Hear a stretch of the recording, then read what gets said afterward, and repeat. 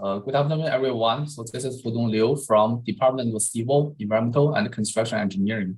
I'm also a key faculty member from the catalysis cluster for the renewable energy and also the chemical transformations. So which is abbreviated as a REACT, as you can see here. So as you can see from our cluster name, we are dealing with a lot of chemical reactions. And from my side, I'm actually doing a lot of heterogeneous catalysis reactions, mainly for the environmental applications. Okay. So a little bit research background about myself. So I got my bachelor's degree in environmental engineering from Tsinghua University in 2005, and my PhD degree in environmental science from Chinese Academy of Sciences in 2010. So after that, I was assistant professor, then associate professor at the same institute, Chinese Academy of Sciences, for 3.5 years. And in early 2014, I moved to Lawrence Berkeley National Lab in California, United States, as a postdoc. So during that time, I was doing this surface science and catalysis study under Professor Gabor Somogyi. And then I moved to the East Coast of the US, joining this BASF corporation in Eastern New Jersey for 3 years. I first worked as a staff chemist and then as a senior chemist over there. So I was mainly working on this new concept, new material development for this vehicle emission control, mainly for the gasoline engines, like the car we are driving around or, every day. So in fall 2018, I joined the UCF as assistant professor in environmental engineering and established a new environmental catalysis lab at the UCF. So our research group's focus is mainly for this heterogeneous catalysis, especially for this emission control, for example, like the gasoline vehicles and also the diesel vehicles, or some new, for example, new fuel powered vehicles like the hydrogen internal combustion engine or this compressed natural gas. We also work on some clean energy source conversion, for example, like catalytic production of the hydrogen, or the steam reforming of some hydrocarbons to produce the hydrogen. Okay? So we are mainly doing a lot of nanomaterial synthesis, mainly for the heterogeneous catalysis for environmental applications. And the single atom catalysis is one of the most important approaches in our group to develop these new technologies for the greenhouse gas reduction, for the CO2 reduction, and so on. The greenhouse gas reduction, we want to eliminate N2O formation from this vehicle emission control exhaust because it's a very strong greenhouse gas that can cause this climate change. Okay, and CO2 utilization, we mainly focus on the hydrogenation to this carbon monoxide, which is called as a reverse water gas reaction, to produce this value-added feedstock for the chemicals. Okay. So far, I have published more than 110 peer-reviewed papers, and the Google Scholar citation shows that I have more than 8,000 citations with the H index of 47. Okay. So thanks to the great support from the CEC department and also CCS and also our reactor cluster, I was able to build a new environmental catalysis lab at UCF. So this is some pictures of our new lab at UCF. As you can see, we have a lot of this instrument that can perform this material synthesis, activity testing and aging, and also some characterization. For example, we have FTIR, gas cell, drift cell to study the the reactions and also the surface reaction mechanism.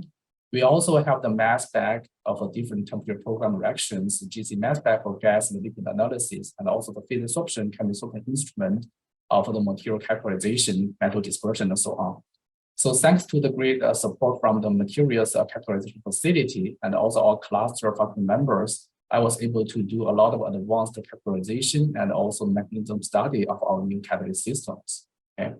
And also I have this external collaboration resources, for example, at Brookhaven National Lab for the X-ray absorption spectroscopy using the synchronous radiation facility over there. And we also have this AC STEM, which is a high resolution TEM at University of Washington, Pacific Northwestern National Lab, and Chinese Academy of Sciences and other institutes for this in-depth characterization of our single atom catalyst. Okay. Our research group has been funded by UCF Startup Fund, NSF, US DOE, General Motors, and the BASF Corporation, with more than 2 million research funding. And we also have close collaboration with a lot of research institutes around the world, like Nanjing University, Tufts, Virginia Tech, University of Virginia, and so on. And also, I performed some in-depth research at my previous institute, Chinese Academy of Sciences, Berkeley Lab, and BASF, which is also very beneficial for my continuous research here at UCF. Okay. So this is one of the research topics that I'm focusing on right now. So this is a joint project between Professor Talat Rahman at Department of Physics, myself, and also Bruton Parker College, Dr. Sang-Bil Hong.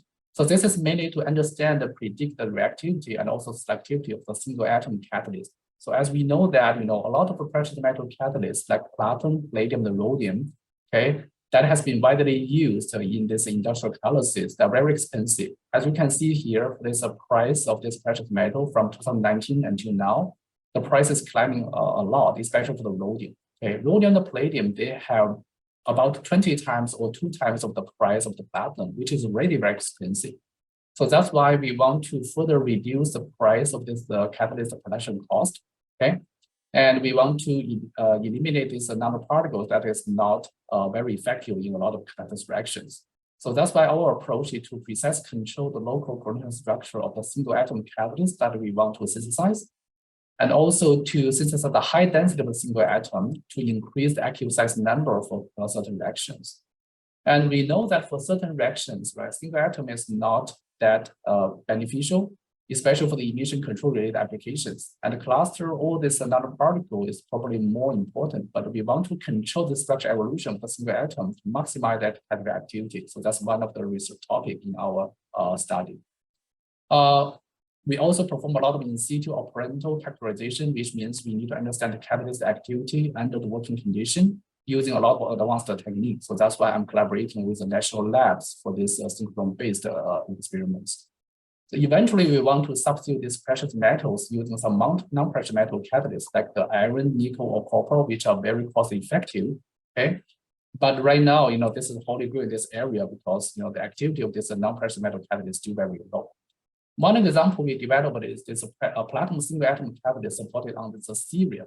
Okay, we can fine-tune this local coordinate structure by simply tuning this concentration temperature. For example, at 550 degrees C, the platinum can be anchored on the edge or the step size of the serial. At higher temperature, like 800 degrees C, the platinum can be substituting the serial size on the serial carriers. Okay, we have the fine-tuned local coordinate structure of this platinum on the serial surface, and they're showing very different catalytic activity for the C oxidation and also for the ammonia oxidation. For the ammonia oxidation, the temperature cosine at lower temperature, the catalytic cosine at a lower temperature is showing higher performance than the one cosine at higher temperature.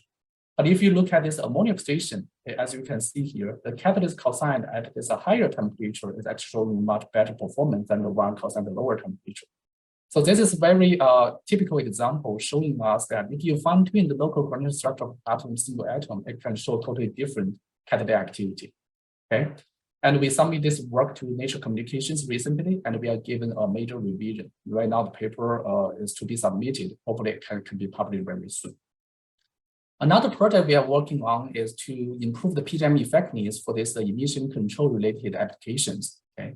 So for this precious metal catalyst, for example, it is a three-way catalyst that is installed on our vehicles. We know there's precious metal, but they need to perform this high activity at a low temperature, for example, below 150 degrees C.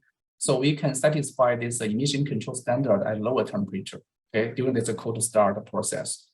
They also need to withstand the hydrothermal aging up to 1100 degrees C, because after a long time running, we still want this catalyst to be active. Okay, so you don't want to change this catalytic converters very frequently. But if you look at this catalyst before and after the high temperature aging, okay, before the high temperature aging, the catalyst is highly dispersed on a certain support. For example, in this case, it's a palladium aluminum. Okay, of course, it's highly active. It shows very nice a low temperature activity. But after high temperature aging, the catalyst will be sintered into these very large particles, probably about 100, 200 nanometers. They will lose the surface area with the decreased activity. So that's why in this project, we want to utilize the single atom catalyst on the modified support surface, okay, increase this PGM effectiveness, and after long time running, the sintering of the catalyst will be reduced, and the precious metal usage amount in this total catalyst can also be greatly reduced. So this is a project funded by the US DOE. So the team members include the General Motors, BASF, Pacific Northwestern National Lab, and also University of Virginia. UCF is mainly working on this precious metal catalyst synthesis on this well-modified supports. So we are using the different supports, for example, to have this nice regeneration of the precious metal without sintering. Or we can anchor the precious metal as a single atom on the stabilizer supports like this. We can also synthesize the PGM, the precious metal ensembles anchored on engineered surface defects. And then we test its powder form, and also we collaborate with BASF to transform it into the catalytic converters to be installed on these vehicles. So one example is that we can well control the platinum as a single atom on the silver surface. We can also control the structure evolution into this single layer platinum clusters, which is very rare in this area. We can also control this multi-layer cluster growth on this silver surface. Okay, and this paper has been submitted to CHEM recently.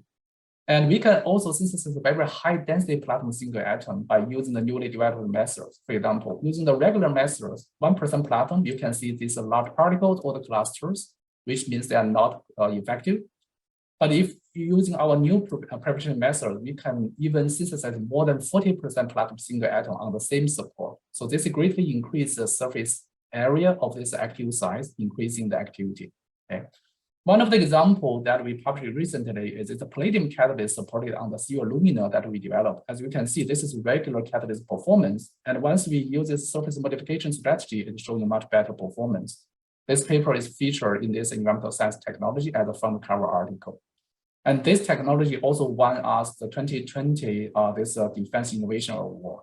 Okay, so with that, I would like to thank my group members for their hard work, and also my collaborators, like Professor Talat Raman from Department of Physics, and also other collaborators for their hard work supporting this work. With that, I would like to answer any of your questions. Thank you.